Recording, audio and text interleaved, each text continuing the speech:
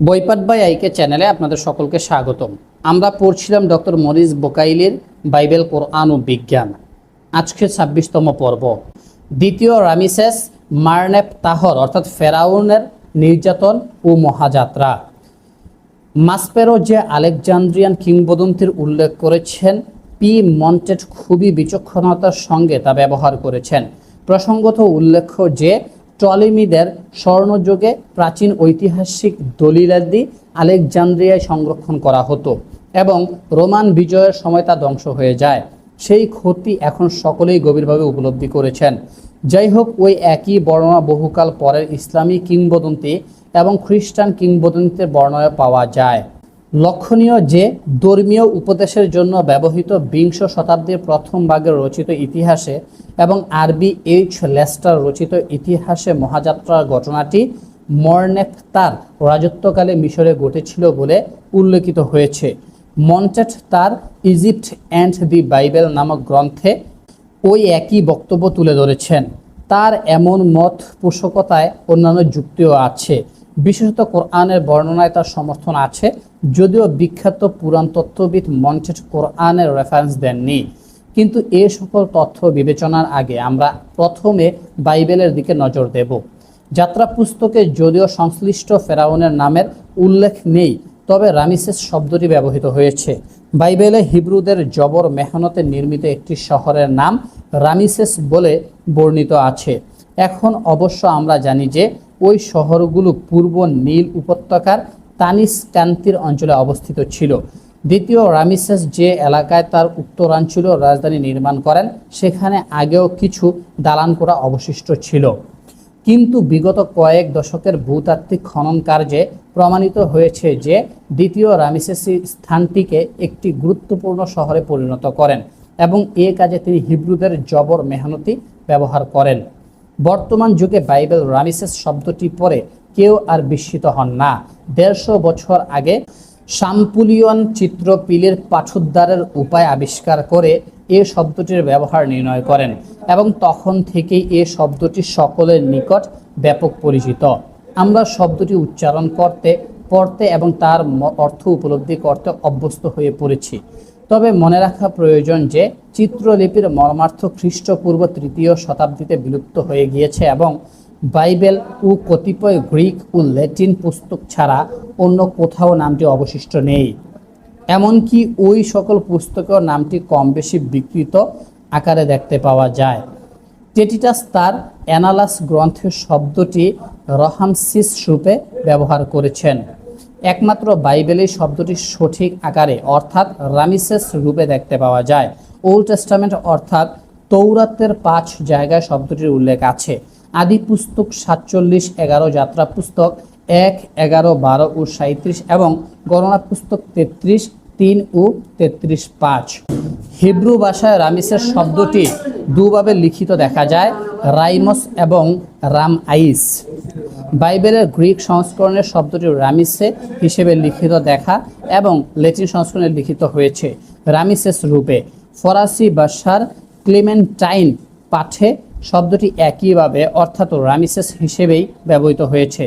শাম্পুলিয়নের গবেষণার সময় ফরাসি ভাষার এই সংস্করণটি ব্যবহৃত ছিল এবং তিনি তার summary of the hieroglyphic system of the ancient Egyptian নামক গ্রন্থে শব্দটির বাইবেলে ব্যবহৃত বানানোর বিষয়ে উল্লেখ করেছেন। সুতরাং দেখা যাচ্ছে যে বাইবেলের হিব্রু, গ্রিক ও ল্যাটিন সংস্করণে রামিসেসের নাম অলৌকিকভাবে সংরক্ষিত হয়ে এসেছে। তবে আশ্চর্যের বিষয় এই যে বাইবেলের প্রাচীন সংস্করণে ভাষ্যকারগণ শব্দটির অর্থ আদৌ অনুধাবন করতে পারেননি। উদাহরণস্বরূপ বলা যেতে পারে যে ১৬২১ সালের ফরাসি ভাষার ক্লেমেন্টাইন বাইবেলে শব্দটি যে অর্থ দেওয়া হয়েছে তা হাস্যকর। বলা হয়েছে রামিসেস শব্দের অর্থ হিংস্র প্রাণীর বজ্র। উপরের আলোচনা থেকে নিম্নলিখিত সিদ্ধান্তে সহজেই উপনীত হওয়া যায়। রামিসেস নামের কোনো ফেরাউনের মিশরের সিংহাসনে অধিষ্ঠিত হওয়ার আগে মহাযাত্রা হয়নি এবং হওয়ার প্রশ্নই উঠতে পারে না। উল্লেখ্য যে মিশরের রামিসেস নামে ১১ জন রাজা ছিলেন। যে ফেরাউন রামিসেস ও প্রথম শহর নির্মাণ করেছিলেন তার অর্থাৎ দ্বিতীয় রামিসেসের রাজত্বকালে মুসার জন্ম হয়েছিল। মুসার মাদায়েনে অবস্থানকালে দ্বিতীয় রামেসেসের মৃত্যু হয় এবং মুসার জীবনের পরবর্তী ঘটনাবলী দ্বিতীয় রামেসেসের উত্তরাধিকারী মরনেপ্তাহার রাজত্বকালে সংঘটিত হয়। অধিকন্তু বাইবেলে আরও এমন কিছু গুরুত্বপূর্ণ তথ্য আছে যার ভিত্তিতে ফেরাউনের ইতিহাসের ঠিক কোন পর্যায়ে মহাযাত্রা হয়েছিল তা নির্ণয় করা সম্ভব হতে পারে। বাইবেলে আছে মুসা ৮০ বছর বয়সে তার ভাইদের মুক্তি দেওয়ার জন্য ফেরাউনকে রাজি করাতে ব্যাপক চেষ্টা করেন। মুসার বয়স যখন ৮০ এবং হারুনের ৮৩, তখন তারা ফেরাউনের সঙ্গে কথা বলেন। বাইবেলে অন্যত্র বলা হয়েছে যে মুসার জন্মকালে যে ফেরাউন সিংহাসনে সমাসীন ছিলেন তিনি মুসার মাদায়েনে অবস্থানকালে মারা যান। লক্ষণীয় যে বাইবেলে পরবর্তী ঘটনাবলীর বর্ণনায় রাজার নামের কোনো পরিবর্তন উল্লেখ করা হয়নি। এ দুটি বর্ণনা থেকে বোঝা যায় যে মুসার মিশরে অবস্থানকালে যে দুজন ফেরাউন ছিলেন তাদের রাজত্বকালের মোট মেয়াদ কমপক্ষে ৮০ বছর ছিল। দ্বিতীয় রামেসেসের রাজত্বকাল যে ৬৭ ছিল তা প্রায় সঠিকভাবে জানা যায়। ড্রিওটন ও বেন্ডিয়ারের হিসাব মতে এ মেয়াদ খ্রিস্টপূর্ব ১৩০১ থেকে ১২৩৫ সাল পর্যন্ত এবং রৌটনের হিসাব মতে ১২৯০ থেকে ১২২৪ সাল পর্যন্ত বিস্তৃত ছিল। দ্বিতীয় রামেসেসের উত্তরাধিকার মরনেপ্তাহর ক্ষেত্রে অবশ্য মিশরবাসীগণ কোনো সঠিক তারিখ দিতে পারেননি, তবে তার রাজত্বকাল যে কমপক্ষে ১০ বছর ছিল সে সম্পর্কে কোনো সন্দেহ নেই, কারণ ফাদার দ্য ফক্স উল্লেখ করেছেন যে ১০ বছরের প্রমাণ দলিল মতেই পাওয়া যায়। ড্রিওটন ও বেন্ডিয়ার দুটি সম্ভাবনার কথা বলেছেন, খ্রিস্টপূর্ব ১২৩৪ থেকে ১২২৪ পর্যন্ত ১০ বছর অথবা খ্রিস্টপূর্ব ১২২৪ থেকে ১২০৪ পর্যন্ত ২০ বছর। মরনেপ্তহর রাজত্ব কিভাবে শেষ হয়েছিল সে সম্পর্কে মিশরবিদগণ কোনো সুনির্দিষ্ট তথ্য দিতে পারেন না, তবে এতটুকু সম্ভব বলা যায় যে তার মৃত্যুর পর ২৫ বছর যাবৎ মিশরে গুরুতর অভ্যন্তরীণ গোলযোগ ছিল। যাই হোক, এ সকল রাজত্বকালের মেয়াদ সম্পর্কে সঠিক কোনো তথ্য না পাওয়া গেল দ্বিতীয় রামেসেস ও মরনেপ্তাহ ছাড়া বাইবেলের বর্ণনার সঙ্গে সঙ্গতিপূর্ণ অমন কোনো দুজন ফেরাউনের সন্ধান পাওয়া যায় না যাদের রাজত্বকালের মোট মেয়াদ ৮০ বছর অতিক্রান্ত হয়েছে অথবা তার চেয়ে বেশি হয়েছে। মুসা যখন হিব্রুদের উদ্ধার করেন তখন তার বয়স ৮০ বছর ছিল। বাইবেলে এ তথ্য একমাত্র দ্বিতীয় রামেসেস ও তার উত্তরাধিকারী মরনেপ্তাহর রাজত্বকালের সমষ্টিগত মেয়াদের সঙ্গে সঙ্গতিপূর্ণ। প্রসঙ্গত উল্লেখ্য যে প্রথম সিথোস ও দ্বিতীয় রামেসেসের রাজত্বকালের মোট মেয়াদও প্রায় ৮০ বছর ছিল বলে উল্লেখ করা হয়ে থাকে, কিন্তু এ মেয়াদটি আমাদের বিবেচনার প্রাসঙ্গিক বিষয়বস্তু গ্রহণযোগ্য হতে পারে না, কারণ প্রথমত প্রথম সিথোসের রাজত্বকাল খুবই কম ছিল বিধায় মুসার যৌবনকালে মাদায়েনের সুদীর্ঘ অবস্থানের সঙ্গে তার সঙ্গতিপূর্ণ হতে পারে না, এবং দ্বিতীয়ত মুসার জীবনকালের দুজন ফেরাউনের মধ্যে প্রথমজনের রাজত্বকালে মুসার ওই দীর্ঘ মাদায়েনে ছিলেন বিদায় ওই প্রথমজন ফেরাউন প্রথম সিথোস হতে পারেন না। সাক্ষ্য প্রমাণ থেকে বরং এ সত্যি প্রতিপন্ন হয় যে মুসা দ্বিতীয় রামেসেসের রাজত্বকালের প্রথম দিকে জন্মগ্রহণ করেন। তার মাদায়েনে অবস্থানকালে দ্বিতীয় রামেসেস ৬৭ বছর রাজত্ব করার পর মৃত্যুমুখে পতিত হন। তারপর দ্বিতীয় রামেসেসের পুত্র মরনেপ্তাহ সিংহাসনে আরোহণের পর তিনি মিশরে ফিরে এসে এ নতুন ফেরাউনের কাছ থেকে হিব্রুদের উদ্ধারের ব্যাপারটি উত্থাপন করেন। মরনেপ্তাহ ২০ বছর রাজত্ব করেছিলেন বলে যদি ধরা হয় তাহলে বলা যায় যে তার কাছে মুসার হিব্রুদের উদ্ধারের প্রসঙ্গটি উত্থাপনের ঘটনা তার রাজত্বকালের দ্বিতীয়ার্ধে ঘটেছিল। রৌটন এ সম্ভাবনাকেই বিশ্বাসযোগ্য বলে মনে করেছেন। আরন তাহলে মুসা মরনেপ্তাহ রাজত্বকালের শেষ ভাগে মহাযাত্রা পরিচালনা করেন বলে ধরা যায়। এ অবস্থার বিপরীত কিছু ঘটেছে বলে মনে হয় না, কারণ বাইবেল ও কোরআন এ উভয় গ্রন্থ থেকেই আমরা জানতে পেরেছি যে পলায়ন পর হিব্রুদের পশ্চাদবন করতে গিয়েই ফেরাউন নিহত হয়েছে। মুসার শৈশব এবং ফেরাউনের প্রাসাদে তার আশ্রয় লাভের যে বর্ণনা ধর্মগ্রন্থে পাওয়া যায় তার সাথে এ ঘটনা প্রবাহ হুবহু মিলে যায়। দ্বিতীয় রামেসেস যে অতিশয় বৃদ্ধ বয়সে মারা যায় তা সর্বজন বিদিত। মৃত্যুকালে তার বয়স ছিল প্রায় ৯০ থেকে ১০০ বছর। এ হিসাবে দেখা যায় যে তিনি ২৩ থেকে ৩৩ বছরের মধ্যবর্তী সময়কালে ফেরাউন হয়েছিলেন এবং ৬৭ বছর রাজত্ব করেছিলেন। তিনি ফেরাউন হওয়ার আগেই বিয়ে করে থাকতে পারেন, সুতরাং তার পরিবারের কোনো সদস্যের মুসাকে কুড়িয়ে পাওয়া অথবা ফেরাউনের স্ত্রী কর্তৃক নীল নদের তীরে মুসাকে কুড়িয়ে পাওয়ার পর শিশুটিকে রাজপ্রাসাদে রাখার জন্য স্বামীর অনুমতি প্রার্থনার ঘটনার পক্ষে এবং এ ঘটনার বিপরীত কোনো তথ্য বা বিবরণ কোথাও পাওয়া যায় না। বাইবেলে বলা হয়েছে যে ফেরাউনের কন্যা মুসাকে কুড়িয়ে পেয়েছিল। ফেরাউন হওয়ার সময় দ্বিতীয় রামিসেসের যে বয়স ছিল তাতে সংশ্লিষ্ট সময়ে তার একটি কিশোরী কন্যা থাকা বিচিত্র ছিল না। সুতরাং দেখা যাচ্ছে যে এ বিষয়ে কোরআন ও বাইবেলের বর্ণনার মধ্যে স্পষ্টতই কোনো বিরোধ নেই। এই প্রস্তাবনা কোরআনের বর্ণনার সঙ্গে সম্পূর্ণ সামঞ্জস্যপূর্ণ এবং বাইবেলের একটিমাত্র বর্ণনার বিরোধী। বর্ণনাটি আমরা আগেই দেখেছি, প্রথম রাজাবলী সহিফার 6:1 শ্লোকে লিখিত আছে। মিশর দেশ হতে ইসরায়েল সন্তানদের বাহির হইয়া আসিবার পর 480 বৎসরে ইসরায়েলের উপরে সলোমনের রাজত্বের 4th বৎসরে 2য় মাসে সলোমন সভাপ্রভুর উদ্দেশ্যে গৃহ নির্মাণ করতে আরম্ভ করিলেন। তবে উল্লেখ্য যে এ সহিফা তাওরাতের অন্তর্ভুক্ত নয়। এ বর্ণনাটি ব্যাপকভাবে বিতর্কিত এবং ওল্ড টেস্টামেন্টের এ অংশে যে ঐতিহাসিক তথ্য আছে তা গ্রহণযোগ্য নয় বলে ফাদার দ্য ফক্স সরাসরি প্রত্যাখ্যান করেছেন। লক্ষণীয় যে বর্ণনায় সোলাইমানের ইবাদতগাহ নির্মাণের সঙ্গে সম্পর্কযুক্ত করে মহাযাত্রার তারিখ নির্ণয় করা হয়েছে। বর্ণনাটি যেহেতু বিতর্কিত এবং সন্দেহযুক্ত সেহেতু উপরে বর্ণিত মহাযাত্রার ঘটনা প্রবাহের বিরুদ্ধে কোনো যুক্তি হিসেবে তা গ্রহণ করার উপায় থাকে না। মরনেপতাহর শিলালিপিতে উৎকীর্ণ তথ্য। ইহুদিদের পশ্চাদাবন করা মরনেপতাহর রাজত্বকালের সর্বশেষ কাজ বলে মহাযাত্রার যে কাহিনী বর্ণিত হয়েছে, সমালোচকগণ তার বিরুদ্ধে একটি আপত্তি তুলে ধরেন। তারা মরনেপতাহর রাজত্বকালের 5ম বছরের একখানি শিলালিপির উপরে নির্ভর করে এ আপত্তি উত্থাপন করে থাকেন। শিলালিপিখানি খুবই গুরুত্বপূর্ণ, কারণ চিত্রলিপির মধ্যে একমাত্র এ দলিলেই ইসরায়েল শব্দটির উল্লেখ আছে এবং তার সঙ্গে এমন একটি গুণবাচক বিশেষণ আছে যা থেকে স্পষ্টতই বোঝা যায় যে কোনো মানব গোষ্ঠী বা সম্প্রদায় এর প্রতি প্রয়োগ করা হয়েছে। শিলালিপিটি থিবিতে ফেরাউনের স্মৃতিমন্দির থেকে আবিষ্কৃত হয়েছে এবং তাতে লেখা ঘটনাবলীর বর্ণনা মরনেপতাহর রাজত্বকালের প্রথম দিক থেকেই শুরু হয়েছে। মিশরের প্রতিবেশী দেশসমূহের বিরুদ্ধে ফেরাউন মরনেপতাহ যে বিজয় লাভ করেন তার উল্লেখ লিপির শেষের দিকে একটি বিশেষ বিজয়ের কথা বলা হয়েছে। ইসরায়েল ধ্বংস করেন এবং তার কোনো বীজ অবশিষ্ট নেই। এ বর্ণনার ভিত্তিতে বলা হয়ে থাকে যে ইসরায়েল শব্দটির ব্যবহার থেকে এ কথাই বোঝা যায় যে ইহুদিরা আগেই অর্থাৎ মরনেপতাহর রাজত্বের 5ম বছরের মধ্যেই ক্যানানে গিয়ে বসতি স্থাপন করেছিল। সুতরাং মিশর থেকে তাদের মহাযাত্রা আগে সম্পন্ন হয়ে গিয়েছিল। এ প্রস্তাবনা আদৌ গ্রহণযোগ্য নয়।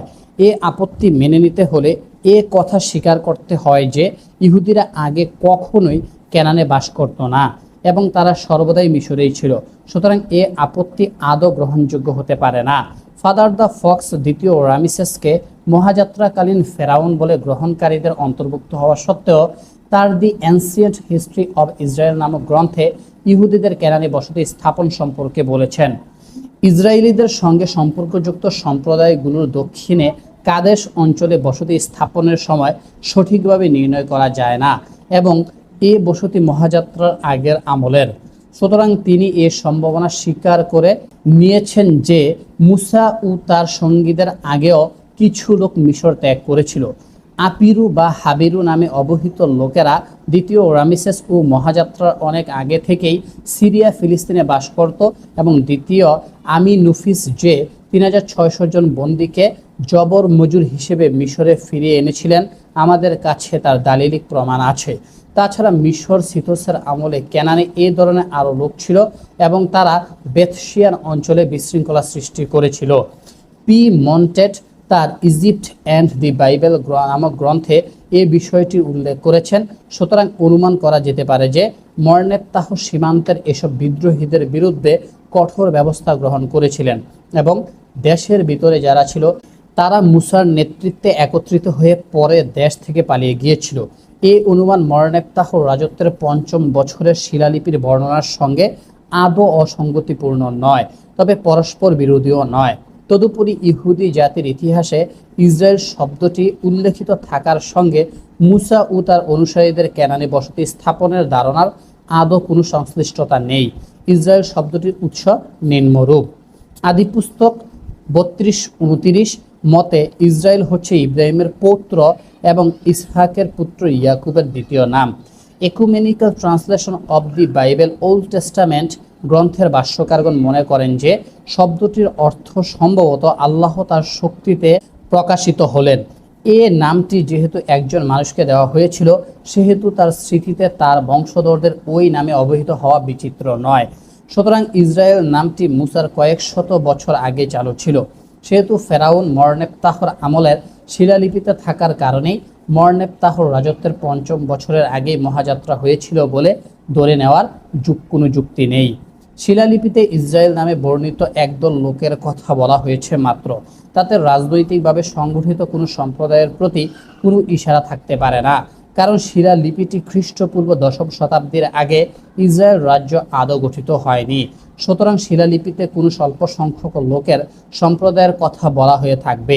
প্রসঙ্গত উল্লেখ্য যে জেরুজালেম বাইব্লিক্যাল স্কুলের প্রফেসর ফাদার দি কেরিয়ার তার বুক অফ এক্সোডাস এর অনুবাদের ভাষ্যে বলেছেন, শিলালিপির অন্যান্য নামের সঙ্গে দেশ শব্দটি ব্যবহৃত হয়েছে, কিন্তু ইসরায়েল নামের সঙ্গে সম্প্রদায় ব্যবহার করা হয়েছে।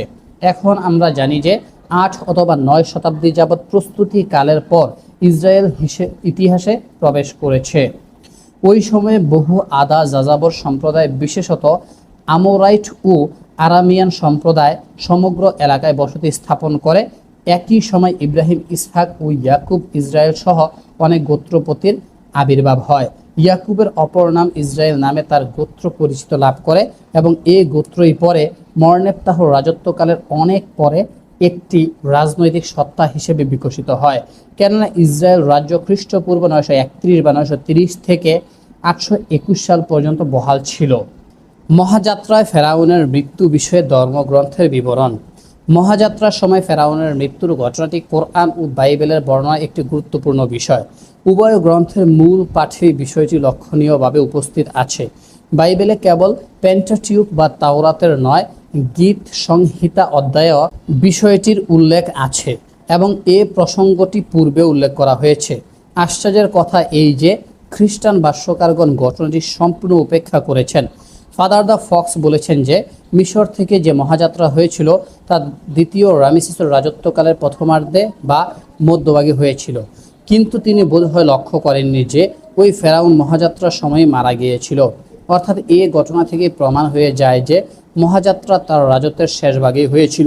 অথচ বাইবেলের তাওরাত ও গীত সংহিতায় প্রদত্ত তথ্যের সঙ্গে তার বক্তব্য যে আদৌ সঙ্গতিপূর্ণ নয়, এ বিষয়ে জেরুজালেম বাইব্লিক্যাল স্কুলের প্রধান ও এনসিয়েন্ট হিস্ট্রি অফ ইসরায়েল গ্রন্থের লেখক আদৌ মনোনিবেশ করেননি। পি মন্টেট তার ইজিপ্ট অ্যান্ড দি বাইবেল গ্রন্থে বলেছেন যে মহাযাত্রা মরনেপ্তাহর আমলে হয়েছিল, কিন্তু হিব্রুদের পশ্চাদাবনকারী ফেরাউনের মৃত্যু সম্পর্কে তিনি কিছুই বলেননি। খ্রিস্টানদের এ অতিশয় আশ্চর্যজনক মনোভাব ইহুদিদের দৃষ্টিভঙ্গির সম্পূর্ণ বিরোধী। গীত সংহিতার ১৩৬-১৫ স্তোতে আল্লাহকে শুকরিয়া জানানো হয়েছে, কেননা তিনি ফেরাউন ও তার বাহিনীকে সুফ সাগরে নিমজ্জিত করিলেন। ইহুদিদের প্রার্থনায় এ স্তোত্রটি হামেশা পাঠ করা হয়ে থাকে। খ্রিস্টানগণ আরও জানেন যে গীত সংহিতার এ বর্ণনার সঙ্গে যাত্রা পুস্তক ১৪, ২৮, ২৯ স্তোত্রের সম্পূর্ণ মিল আছে। জল ফিরিয়া আসিল ও তাহাদের রথ ও অশ্বারোহীদিগকে আচ্ছাদন করিল, তাহাতে ফেরাউনের যে সকল সৈন্য তাহাদের পশ্চাৎ সমুদ্রে প্রবিষ্ট হইয়াছিল তাহাদের একজন অবশিষ্ট রহিল না। সুতরাং ফেরাউন ও তার বাহিনী যে সম্পূর্ণ নিশ্চিহ্ন হয়েছিল সে সম্পর্কে তাদের মনে কোনোই সন্দেহ থাকার কথা নয় এবং এসব কথা তাদের বাইবেলেই উল্লেখ আছে। অথচ খ্রিস্টান ভাষ্যকারগণ সকল সাক্ষ্য প্রমাণের বিপরীত উদ্দেশ্যমূলকভাবেই ফেরাউনের মৃত্যুর ঘটনাটি বারবারই এড়িয়ে যান। তাদের মধ্যে অনেক আবার এরকমও এক কদম এড়িয়ে গিয়ে কোরআন বর্ণিত ঘটনাটি উল্লেখ করে পাঠকদের আজগুবি ধারণায় প্ররোচিত করে থাকেন। জেরুজালেম বাইব্লিক্যাল স্কুলের অনুমোদিত ও প্রকাশিত বাইবেলের অনুবাদে ফাদার কোর এর ফেরাউনের মৃত্যু সম্পর্কিত ভাষ্যে বলেছেন, কোরআনে এই ঘটনাটির উল্লেখ আছে এবং জনপ্রিয় প্রবাদ আছে যে সেনাবাহিনী সহ নিমজ্জিত ফেরাউন সমুদ্রের তলদেশে বাস করেন এবং সেখানকার মানুষ অর্থাৎ সিল মাসুদের রাজা হিসেবে রাজত্ব করেন। হোলি টেক্সট বা পবিত্র পাঠ বলতে ভাষ্যকার সাহেব স্পষ্টতই বাইবেলের কথা বলেছেন এবং সেই গ্রন্থে সেনাবাহিনী সহ ফেরাউনের নিমজ্জিত হওয়ার ঘটনার উল্লেখ নেই বলে একটি উদ্দেশ্যমূলক মিথ্যাচার করেছেন। দ্বিতীয়ত, কোরআনের বর্ণনাটির উল্লেখ তিনি এমনভাবে করেছেন যাতে মনে হয় যে ওই বর্ণনা বাইবেলের সম্পূর্ণ বিরোধী। তৃতীয়ত, কোরআনের বর্ণনা উল্লেখ করার পরই তিনি তথাকথিত জনপ্রিয় প্রবাদের নামে একটি আজগুবি কাহিনীর অবতারণা এমনভাবে করেছেন যার ফলে অসতর্ক সাধারণ পাঠক এবং বিশেষত কোরআনের অনবহিত পাঠকের মনে এরূপ একটি ভুল ধারণা সৃষ্টি হবে যে কোরআনের বর্ণনার সঙ্গে ওই আজগুবি কাহিনীর সংশ্লিষ্টতা আছে। অথচ ওই ভাষ্যকার সাহেব যেদিকে ইশারা করেছেন কোরআনের আয়াতের বিষয়বস্তুর সঙ্গে তার আদৌ কোনো সম্পর্ক নেই। কোরআনের 100 সূরার 90 থেকে 92 আয়াতে জানানো হয়েছে যে ফেরাউন ও তার বাহিনী যখন পশ্চাদাবন করেছিলেন তখন ইসরায়েল সন্তানগণ সাগর পার হয়ে যায় এবং ফেরাউন নিমজ্জিত হওয়ার সময় আর্তনাদ করে বলে, আমি বিশ্বাস করিলাম যে বনি ইসরায়েল যাহাতে বিশ্বাস করে তিনি ব্যতীত অন্য কোনো ইলাহ নেই এবং আমি আত্মসমর্পণকারীদের অন্তর্ভুক্ত। আল্লাহ জবাব দিলেন, এখন ইতিপূর্বে তুমি তো অমান্য করিয়াছ এবং তুমি অশান্তি সৃষ্টিকারীদের অন্তর্ভুক্ত ছিলে, সুতরাং আজ আমি তোমার দেহটি রক্ষা করব যাতে তুমি তোমার পরবর্তীদের জন্য নিদর্শন হয়ে থাকো। আর নিশ্চয়ই অনেক মানুষ আমার নিদর্শনসমূহের ব্যাপারে গাফেল। ফেরাউনের মৃত্যু সম্পর্কে সূরায় এই বর্ণনাটুকুই আছে। এ সূরায় অথবা কোরআনের অন্যত্র কোথাও বাইবেলের ভাষ্যকার বর্ণিত এই আজগুবি ইচ্ছার উল্লেখ নেই। কোরআনে পরিষ্কার বলা হয়েছে যে ফেরাউনের দেহ রক্ষা করা হবে এবং এ তথ্যটি খুবই গুরুত্বপূর্ণ।